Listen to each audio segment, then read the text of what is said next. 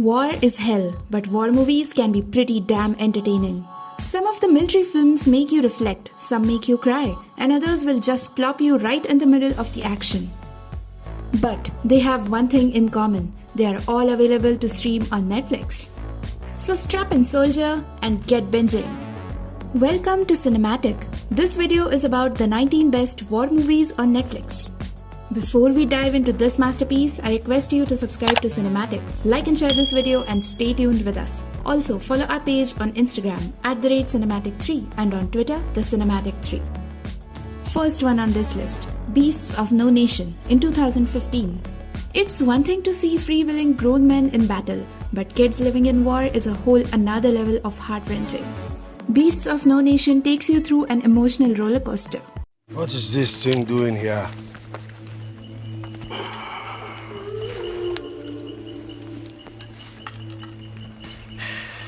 What are you doing here? Lorded over by a gruff commander, the movie is loud, tender, and violent, a coming-of-age story in which the characters may not live to come of age. Next, A Bridge Too Far in 1977. Where some war movies are less about historical battles and more about a fictional story of character development to portray individual strife, A Bridge Too Far excels in its realism. It recounts the true story of Operation Market Garden. We're going to fly 35,000 men 300 miles and drop them behind enemy lines. It'll be the largest airborne operation ever mounted. Quite frankly, this kind of thing's never been attempted before. This movie is also notable for its huge all-star cast. It's one of the best war movies on Netflix you can watch. Next, The Five Bloods in 2020. We've been dying for this country from the very get, hoping one day they give us our rightful place. All they give us was a foot up our black asses. But fuck that.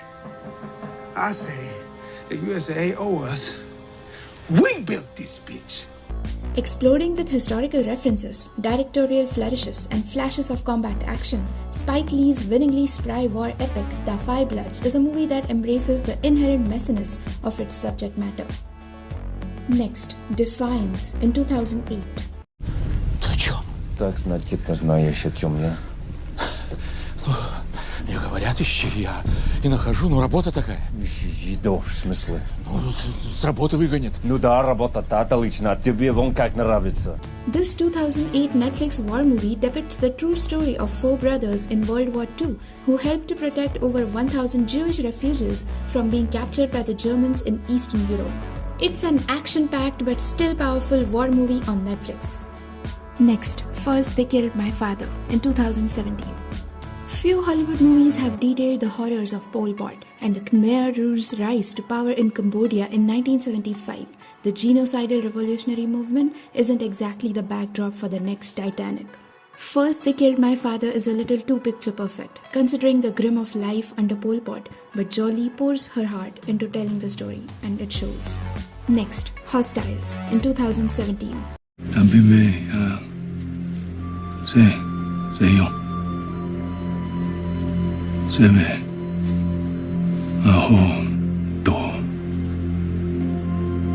From Black Mass director Scott Cooper, the movie has a bit of the searcher's blood pumping through its brooding veins. This western may as well be your dad's favorite movie, even if he has yet to see it.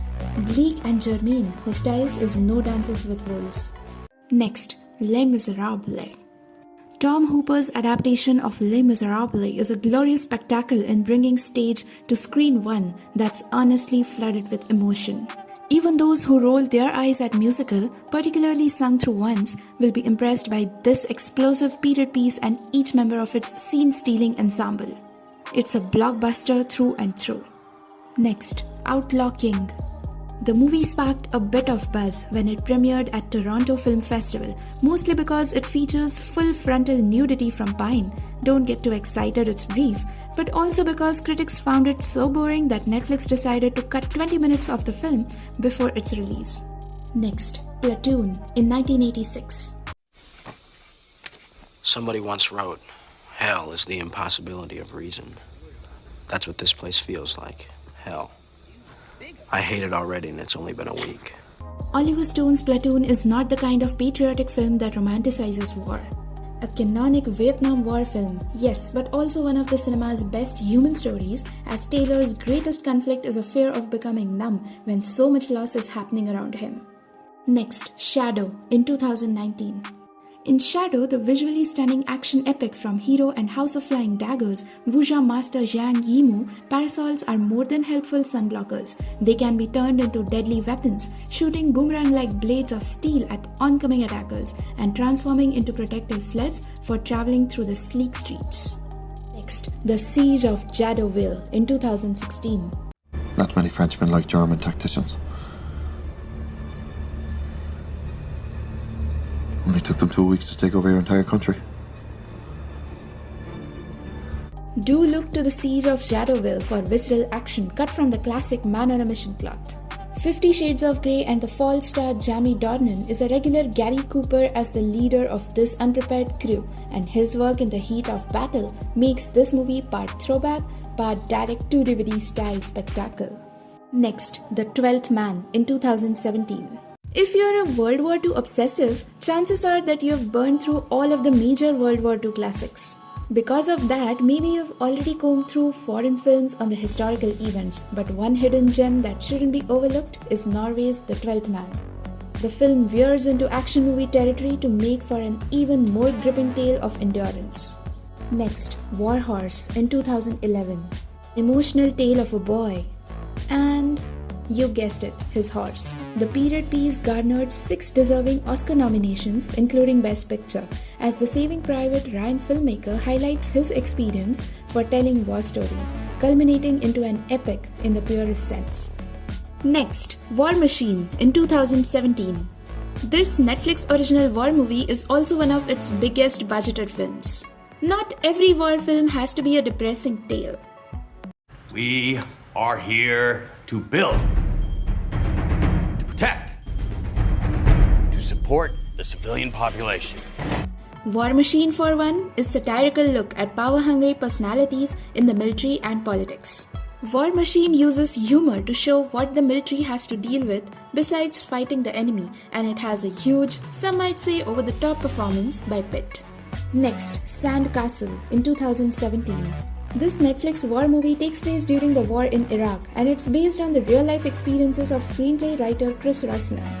The film addresses the stress and insecurity of young soldiers during the conflict and rings true with the experiences of men sent overseas. Next, Act of Valor in 2012. This 2012 movie is notable because its lead actors are not trained thespians. They were real active duty members of the US Navy SEALs and Special Warfare Team members. That lends this film a sense of authenticity that other fictional war movies don't have. Next, The King in 2019. This movie is based in a much older era but is still about war. It follows the story of Hall, also known as King Henry V. Rightful heir to the throne must now deal with politics and everything that comes with ruling. He is also found in the middle of a war his tyrannical father left behind. The leader needs to adapt to the new life while he settles personal matters. Next, Triple Frontier in 2019. This is a very recent original war movie on Netflix. It's an action-packed movie that is pure popcorn fun if you love fast-paced films. Next, Spectral in 2016. This 2016 war movie is perhaps the most out there film on the streaming service. Yes, this is a ghost war movie, but it's also pretty action-packed and fun to watch.